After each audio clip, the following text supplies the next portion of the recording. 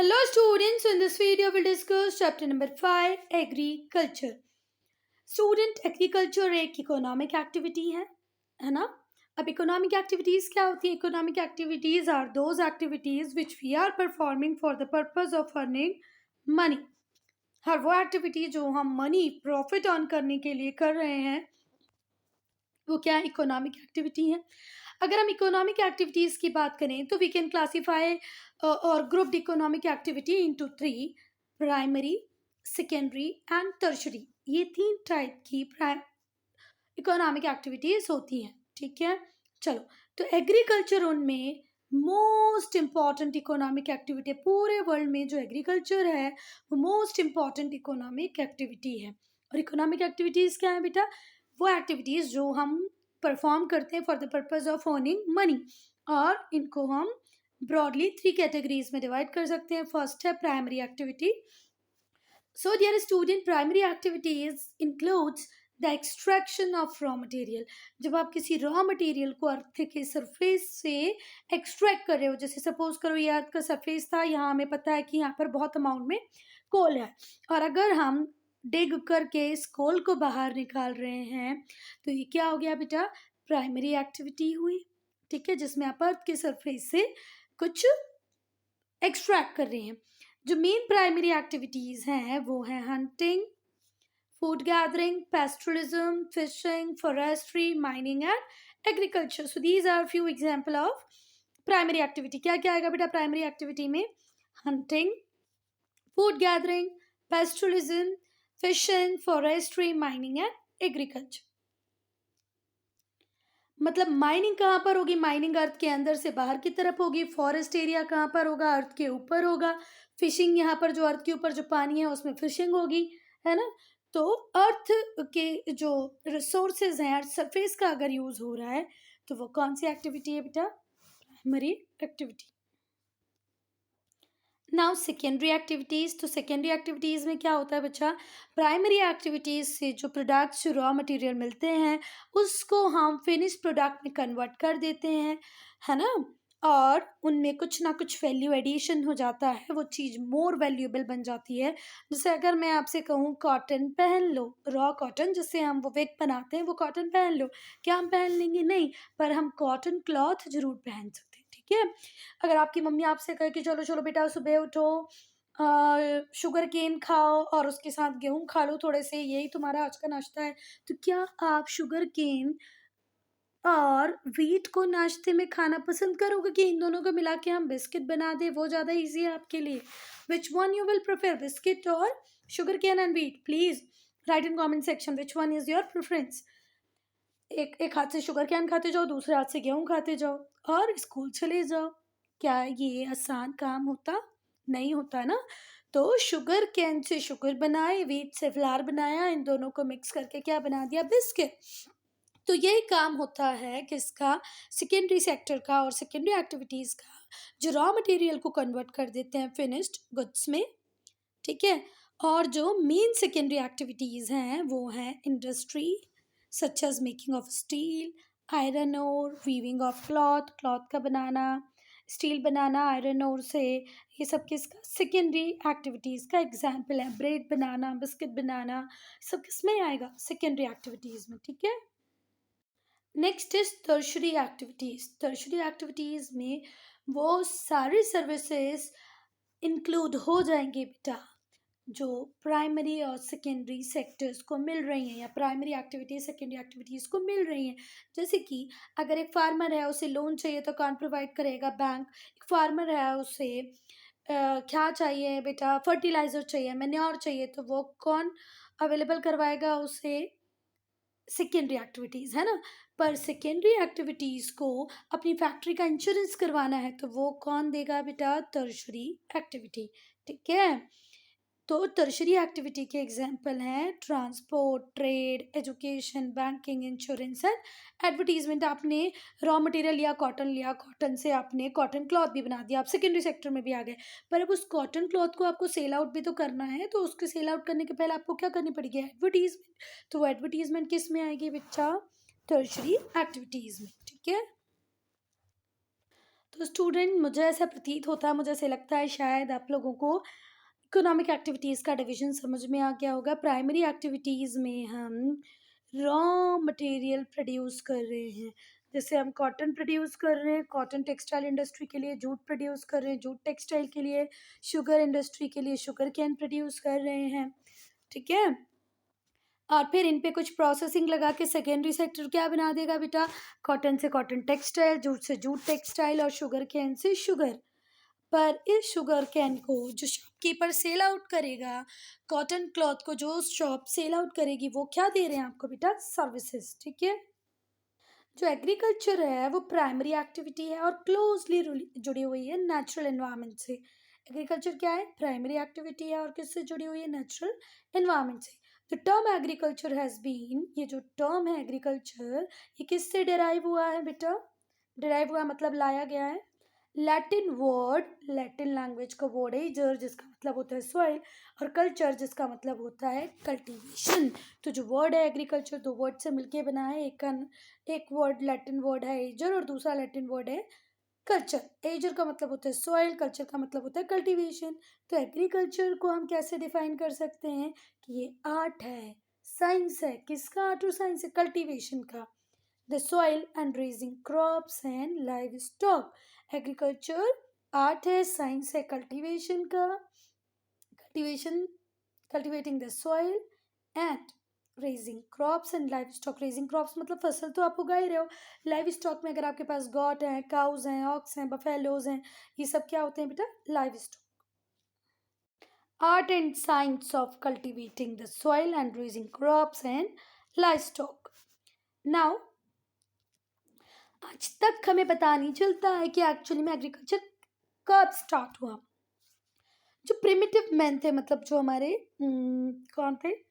Ancestors थे, primitive man थे, पुराने जो लोग थे, वो तो फूड गैदरर थे। जहाँ भी आसपास में फूड मिलता था उसको इकट्ठा करके ले आते थे।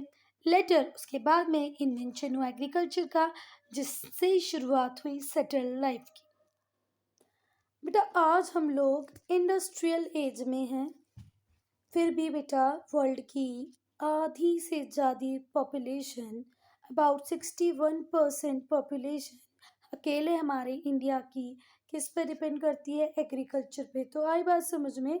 Now we are living in the industrial age, still more than half of the world's population is directly और indirectly in related to agriculture only, ठीक है? और हमारे इंडिया में ये परसेंटेज है 61.5। मतलब आज भी अगर 100 लोग हैं तो उस 100 में से 61.5 डायरेक्टली और इनडायरेक्टली किससे इंगेज हैं? किस पे काम कर रहे हैं? एग्रीकल्चर पे काम कर रहे हैं। अब बेटा अगर मैं एग्रीकल्चर प्रोसेस की बात करूँ तो एग्रीकल्चर में प्लोइंग भी होती है, फिर शोइंग करते हैं, इरिगेशन, वीडिंग, हार्वेस्टिंग। मतलब पहले आप हल चलाओगे, फिर बीज बोओगे, फिर सिंचाई मतलब पानी दोगे, फिर वीडिंग होगी, फिर हार्वेस्टिंग होगी। इतना सारा सब कुछ होता है ना।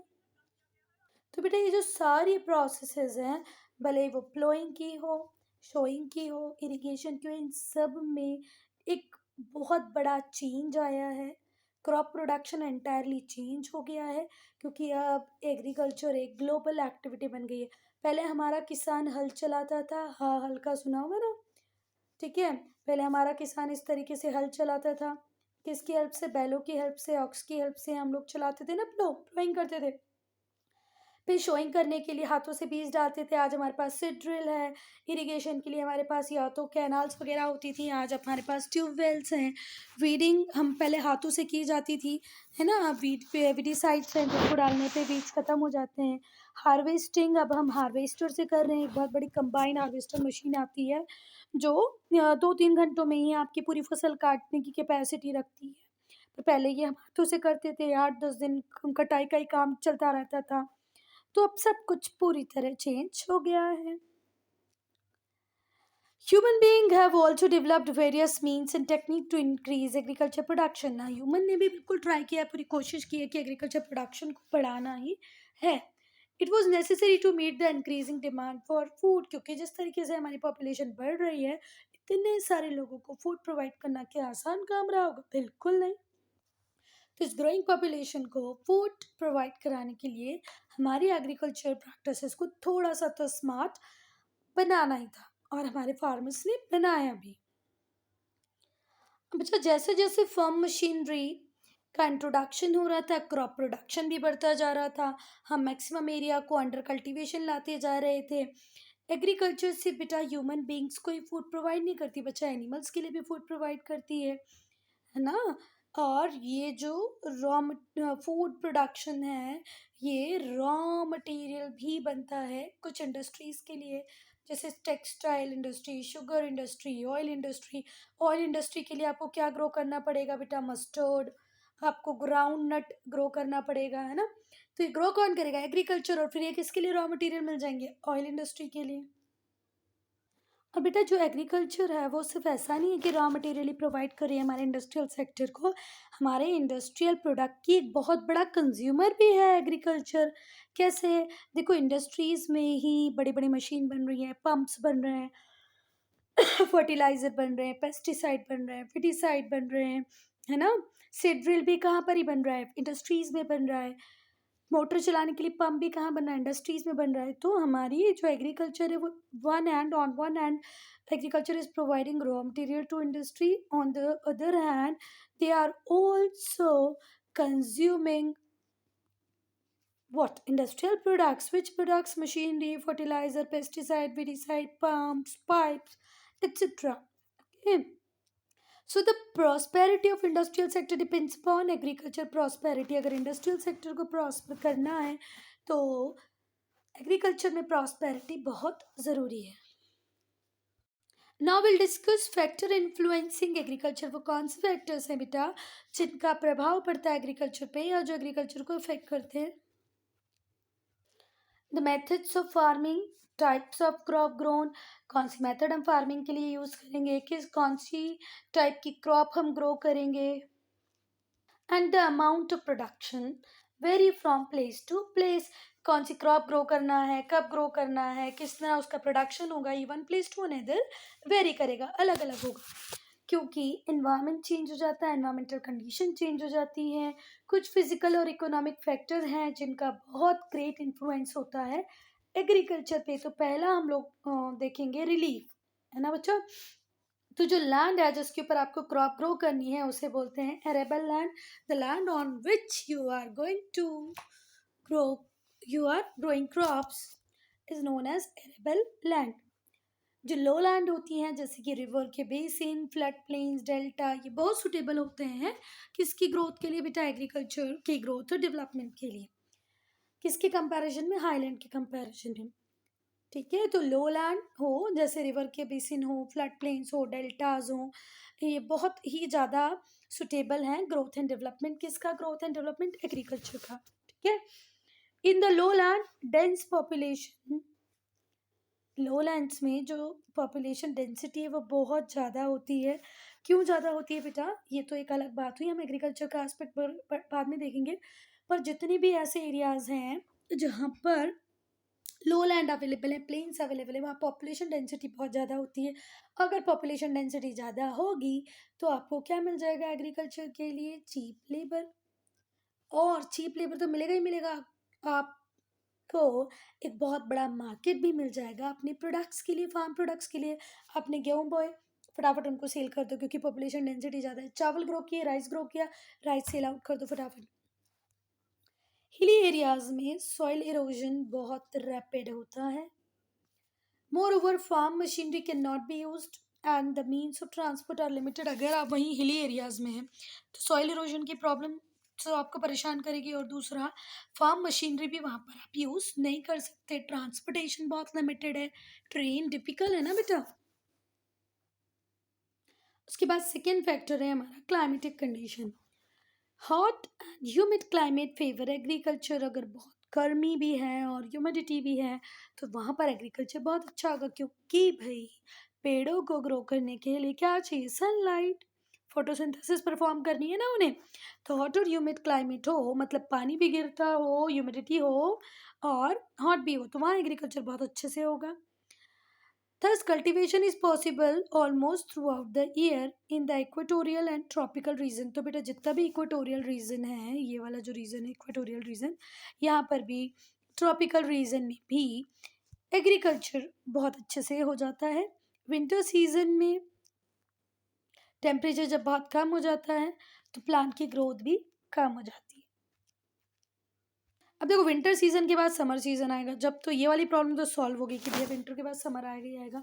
पर कोल्ड रीजन जितने भी हैं वहाँ पर टेम्परेचर कम रहता है तो प्लांट की ग्रोथ भी कमी होती है। जो मॉइस्चर रिक्वायरमेंट होती है क्रॉप को, वो मॉइस्चर होना भी बहुत ज़रूरी है, नहीं तो प्रॉपर राइपनिंग नहीं हो पाएगी उस क्रॉप की। The moisture requirement for crop is also essential for cultivation. Cultivation के लिए मॉइस्चर होना बहुत ज़रूरी है। ये टेम्परेचर पे वेरी करेगा, टेम्परेचर के साथ मॉइस्चर का डायरेक्ट रिलेशन होता है ना बेटा। जितना ज़्यादा टेम्परेचर अगर उसको आसपास पानी मिल जाए तो हवा में ह्यूमिडिटी आ जाएगी, मॉइस्चर आ जाएगा, और नहीं तो सूखा सूखा रहेगा। मोर moisture is needed in tropical areas. Tropical areas में ज़्यादा मॉइस्चर की ज़रूरत है दैन इन टेम्परेट एरियाज। ठीक है, more moisture is needed in the tropical areas than in temperate areas, even for the same crop. Temperate region में अगर आप कोई क्रॉप ग्रो कर रहे हो तो उतने मॉइस्चर की ज़रूरत नहीं जितना ट्रॉपिकल एरियाज में है। It is difficult to grow crops in dry areas without irrigation. Dry area भी है, इरीगेशन भी अवेलेबल नहीं है, तो वहाँ बहुत प्रॉब्लम होगी। Next is soil. Soil not only support the plant, soil सिर्फ इसलिए नहीं है बेटा कि वो प्लांट को सपोर्ट देगी, पर ये मीडियम की तरह काम करती है to supply moisture. Nutrient, plant को न्यूट्रिएंट सप्लाई करने के लिए प्लांट को मॉइस्चर सप्लाई कौन ही करता है? सॉइल ही करता है। अगर पोरस सॉइल होगी, है ना, सॉफ्ट होगी, तो उसको इजीली टिल्ट किया जा सकेगा। जो क्लेई सॉइल होती है उसमें moisture retentivity capacity, moisture retentive capacity ज़्यादा होती है। जो क्लेई सॉइल होती है ना, वो अपने अंदर पानी को ज़्यादा से ज़्यादा स्टोर करके रखती है, ठीक है। और पोरस सॉइल को टिल करना ईजी होता है। जो एल्यूवल सॉइल है, एल्यूवियल सॉइल है, ये बहुत ज़्यादा फर्टाइल होती है। वो सॉइल जिसमें वैरायटी ऑफ केमिकल्स होते हैं वो बहुत सुटेबल होती है वैरायटी ऑफ क्रॉप को कल्टीवेट करने के लिए। तो बेटा देखो सॉइल का एक इम्पॉर्टेंट रोल होता है। सॉइल से सपोर्ट नहीं करती बेटा, सॉइल मिनरल भी देती है, मॉइस्चर देती है प्लांट को। पोरस सॉइल को टिल करना आसान होता है। क्लेई सॉइल में पानी ज़्यादा देर तक रिटेन हो सकता है। एल्यूवियल सॉइल बहुत फर्टाइल होती है। वो सॉइल जिसमें बहुत सारे केमिकल्स होते हैं वो प्रोडक्शन के लिए बहुत बढ़िया है। However, the fertility of soil reduces with continued cultivation. पर अगर आप कंटिन्यू कल्टीवेट करते जाएंगे सॉइल के ऊपर तो फर्टिलिटी, सॉइल की जो उपजाऊपन है वो खत्म हो जाएगा। फर्टिलिटी मतलब क्या होता है? उपजाऊ, है ना, वो खत्म हो जाएगा। thus it is necessary to maintain the fertility of soil। तो ये बिल्कुल ध्यान रखना चाहिए हमारे फार्मर्स को कि फर्टिलिटी मेंटेन रहे। Then economic factor. Economic factor में क्या आएगा बेटा कि आपको जो फार्म इनपुट है वो इजीली अवेलेबल हो, एडिकेट पर्याप्त मात्रा में और सस्ते में लेबर मिल जाए, ठीक है। इकोनॉमिक फैक्टर में आएगा कि जो फार्म इनपुट्स हैं, फर्टिलाइजर, पेस्टिसाइड, वेडिसाइड, वो आसानी से मिल जाए, लेबर आसानी से मिल जाए, ट्रांसपोर्ट फैसिलिटीज़ हो, मार्केट आसपास मिल जाए और फार्मर्स को लोन भी मिल जाए। अगर ये सारी चीज़ें आसानी से मिल जाएगी तो फार्म प्रोडक्शन ऑब्वियस सी बात है बढ़ेगा ही बढ़ेगा, और नहीं मिलेगी तो फार्मर सफ़र करेगा। जो मेन फार्म इनपुट्स हैं वो है seed, fertilizer, machinery, labour. Main farm input के अंदर क्या क्या आएगा बेटा? बीज, सीड्स, फर्टिलाइज़र मतलब जो उर्वरक हम जो डालते हैं सॉइल में, so that plant and soil both get nutrient. Manure से मिलता है न्यूट्रिएंट किसको? हमारी सॉइल को। और बेसिकली फर्टिलाइज़र का जितना भी न्यूट्रिएंट होता है इसको एंजॉय करते हैं कौन? प्लांट, मशीनरी और लेबर। इसके अलावा भी इंपॉर्टेंट फैक्टर्स हैं जैसे सिस्टम ऑफ लैंड टेन्योर। कई बार जो लैंड टेन्योर है वो भी इफेक्ट करता है प्रोडक्टिविटी को। Land use, availability of farm machinery, सरकार की पॉलिसीज़ कैसी हैं, जैसे गवर्नमेंट की पॉलिसी ऐसी हैं कि अभी हम उनको यूरिया पे सब्सिडी दे रहे हैं। फिर हो सकता है कोई गवर्नमेंट आए वो मना कर दे कि भाई अब हम यूरिया पे सब्सिडी नहीं दे रहे हैं। फिर कई गवर्नमेंट ऐसी होती हैं, कुछ स्टेट की गवर्नमेंट जो फार्मर्स को चीप रेट में इलेक्ट्रिसिटी अवेलेबल करवाती हैं, और कुछ स्टेट में गवर्नमेंट ऐसा नहीं भी कर रही हैं। कुछ स्टेट्स में फार्मर एमएसपी पे परचेज कर लेती हैं, गवर्नमेंट एमएसपी पे परचेज करती है फार्मर के प्रोडक्ट को, मिनिमम सपोर्ट प्राइस में। तो फार्मर सिक्योर होता है, उसको गारंटी होती है कि मैं अगर प्रोड्यूस करूँगा तो सेल मेरा इजीली हो जाएगा, और कहीं जगह से नहीं भी होता है। तो बहुत सारी प्रॉब्लम्स और भी हैं। अब लैंड टेन्योर में क्या होता है बेटा, 2-10 साल के लिए आप किसी की ज़मीनें ले लो, फिर आप सोचते हो यार इसके ऊपर अगर मैंने वेल डिग करवा लिया तो इन फ्यूचर तो ये मेरे पास रहेगा ही नहीं, तो क्यों मैं इस लैंड के ऊपर काम करूँ, क्यों लैंड में रिफॉर्म करूँ। गवर्नमेंट की पॉलिसी का अच्छा खासा इफेक्ट होता है। कई बार गवर्नमेंट बोलती है कि भाई फार्मर्स का लोन वेव कर दो, फार्मर्स को लोन प्रोवाइड कराओ। तो गवर्नमेंट पॉलिसी का भी एक इम्पॉर्टेंट रोल, गवर्नमेंट पॉलिसीज़ का भी इम्पॉर्टेंट रोल है। फिर ये देखा जाएगा कि जो भी आपकी कंट्री है उसमें साइंटिफिक और टेक्नोलॉजिकल डेवलपमेंट है कि नहीं है। टाइप्स ऑफ फार्मिंग, अगर हम टाइप्स ऑफ फार्मिंग की बात करें बच्चा, तो क्योंकि हमारे एनवायरमेंटल कंडीशन बहुत ज़्यादा अलग अलग हैं, तो बहुत सारे टाइप की फार्मिंग इंडिया में डेवलप हुई है, पूरे वर्ल्ड में डेवलप हुई है, हमारे इंडिया में भी और पूरे वर्ल्ड में भी। जो डिफरेंट टाइप की फार्मिंग है वो मॉडिफाई हुई है according to geographical condition and historical background. कई बार ये जो डिफरेंट टाइप की फार्मिंग है ये इसलिए हुई है क्योंकि हिस्टोरिकल बैकग्राउंड उसी को परमिट करता होगा उस टाइम में। कई बार ज्योग्राफी के अकॉर्डिंग आपको अपने आप को चेंज करना पड़ा है। On the basis of geographical condition, अगर हम ज्योग्राफिकल कंडीशन की बात करें तो demand of the products, labor, level of technology, farming can be classified into the mean type. किस किस के बेसिस पे बेटा, geographical condition, demand of the product, labour, किस टेक्नोलॉजी, कौन सी टेक्नोलॉजी अवेलेबल है, फार्मिंग को हम मीन कितने टाइप में डिवाइड कर सकते हैं देखते हैं। फर्स्ट हम देखेंगे सबसिस्टेंस फार्मिंग। तो बेटा ये जो सबसिस्टेंस फार्मिंग होती है ये मेनली प्रैक्टिस की जाती है बस फैमिली की नीड को पूरा करने के लिए। जो फार्मर है, जो किसान है, उसकी परिवार की ज़रूरतों को पूरा करने के लिए जो फार्मिंग होती है उसे हम बोलते हैं सबसिस्टेंस फार्मिंग। इसमें जो फार्मर होता है वो प्रिमिटिव मेथड, पुरानी मेथड्स को यूज़ करता है जो आदिकाल से चली आ रही हैं for producing variety of crop. वो अलग अलग प्रोड्यूस करता है पर मेथड्स उसकी ओल्ड होती हैं। वो कभी भी ये नहीं देखता कि मेरी सॉइल इस पर्टिकुलर क्रॉप के लिए सूटेबल है कि नहीं है, बस उसे तो कल्टीवेट कर देना, इतना तो वो दिमाग लगाता ही नहीं है। जो लेबर है उस खेत में कौन प्रोवाइड कराएगा, members of farmer family, farmers की फैमिली में जितने भी मेंबर होंगे वो लेबर देने का काम कर देंगे। All types of manure and little of chemical fertilizer are used. ये लोग मैन्योर का यूज़ ज़्यादा करते हैं। जहाँ पर सबसिस्टेंस फार्मिंग होती है बेटा मैन्योर का यूज़ ज़्यादा होता है, केमिकल फर्टिलाइजर का कम होता है। जो प्रोडक्शन होगा, आप देखो आपने ये भी नहीं देखा कौन सी सॉइल है, आप मैन्योर यूज़ कर रहे हो, फर्टिलाइज़र भी यूज़ नहीं कर रहे हैं, तो आपका जो प्रोडक्शन होगा वो लो ही होगा।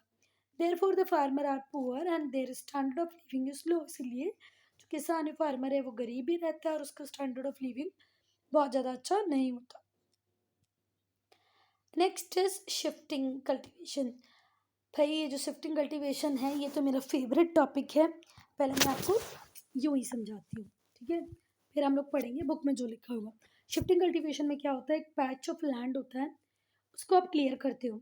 जो ट्रीज जितने भी होंगे उन ट्रीज को कट कर कर आप इस पैच ऑफ लैंड को क्लियर कर दोगे, फिर इनको यहीं पर बर्न कर दोगे, जला दोगे, तो फिर ये सारे क्या बन जाएंगे, एशेस, राख बन जाएंगे, इस मिट्टी में मिला देना। फिर यहाँ पर आप कल्टीवेशन करना और खुशी से क्रॉप प्रोड्यूस होगी। पर आप देखेंगे जब 2 साल आपने कंटिन्यूसली प्रोडक्शन कंटिन्यू रखा उसके बाद आपकी प्रोडक्टिविटी कम होने लगी, मतलब सॉइल की जो फर्टिलिटी थी वो डिक्रीज होने लगी। तो आप इस प्लॉट ऑफ लैंड को छोड़ दिए और किसी नए प्लॉट ऑफ लैंड पे गए और फिर से सेम प्रोसीजर अपनाया, पेड़ों को कट किया, उन्हें जला दिया और जला के उनकी जो एशेस, जो राख थी, उसको वहीं मिला दिया और फिर खेती की। तो अब चलते हैं बुक में क्या लिखा है उसको देखते हैं। शिफ्टिंग कल्टीवेशन जो ये होती है वो मेनली प्रैक्टिस कहाँ होती है, अमेजोन बेसिन में, ट्रॉपिकल अफ्रीका में, साउथ ईस्ट एशिया में और नॉर्थ ईस्ट इंडिया में। इंडिया के नॉर्थ ईस्ट पार्ट में, एशिया के साउथ ईस्ट में, अमेजोन बेसिन में, ट्रॉपिकल अफ्रीका में, यहाँ पर सब जगह शिफ्टिंग कल्टीवेशन होता है। लैंड को पहले क्लियर करा जाता है कट करके ट्रीज को, फिर जो बुशेस होती हैं उनको बर्न कर लिया जाता है, ठीक है, जो बुशेस हैं, ट्रीज हैं, उनको बर्न किया जाता है। ये जो फार्मिंग की मेथड है बहुत ही प्रिमिटिव है। इस टाइप की जो फार्मिंग होती है उसमें ज़्यादा से ज़्यादा क्या ग्रो किया जाता है बेटा? यम, कसावा, मेज, पोटैटो। ठीक है, क्या क्या ग्रो करेंगे? यम, कसावा, मेज, पोटैटो। और बेटा जब आप 2 to 3 years इस लैंड को कल्टीवेट कर लेंगे तो जो सॉइल है उसकी फर्टिलिटी ख़त्म हो जाएगी और वो अनप्रोडक्टिव बन जाएगी। ठीक है, after continuous use of its how many years? 2 or 3 year, the soil loses its fertility and became unproductive. फिर उसके ऊपर प्रोडक्शन करोगे तो आपको फ़ायदा नहीं होगा। इसीलिए जो फार्मर है बेटा वो दूसरी जगह जाके शिफ्ट हो जाएगा फॉरेस्ट में। और इस टाइप के एग्रीकल्चर को हम बोलते हैं slash and burn agriculture. Slash and burn agriculture, ठीक है, जहाँ पर फार्मर 2 to 3 year कल्टीवेट करने के बाद कहीं और शिफ्ट कर जाता है। अब जो शिफ्टिंग कल्टीवेशन है बहुत थोड़ी सी डिस्ट्रक्टिव है। क्यों डिस्ट्रक्टिव है? क्योंकि आप डिफॉरेस्टेशन कर रहे हो, फिर फॉरेस्ट में फायर बर्न कर रहे हो और उस फायर की वजह से हो सकता है कई बार वाइल्ड फायर हो जाए और फिर फायर के ऊपर कंट्रोल ना हो पाए। तो ये थोड़े से रीज़न है जिसकी वजह से हम शिफ्टिंग कल्टीवेशन को डिस्ट्रक्टिव बोल सकते हैं। फिर भी ये वर्ल्ड के बहुत सारे पार्ट में प्रैक्टिस की जाती है। डिफरेंट डिफरेंट नेम है इसके पूरे वर्ल्ड में, जैसे कि जूम बोलते हैं नॉर्थ ईस्ट इंडिया में, लिदांग बोलते हैं मलय पेनिनसुला में, चेंगिन बोलते हैं फिलीपींस में, मिल्पास सेंट्रल अमेरिका में, कॉनुक वेनेजुएला में, रोका ब्राज़ील में, सोल Congo basin of Africa. Zoom in northeast India, Ladang in Malay Peninsula, Changin in Philippines, Milpa in Central America, Konuk, Venezuela, Roca, Brazil, Masol in Congo Basin of Africa. So student, I'm ending this video here only. If you have any doubt, any problem, to write in comment section. We'll start part 2 with nomadic herding.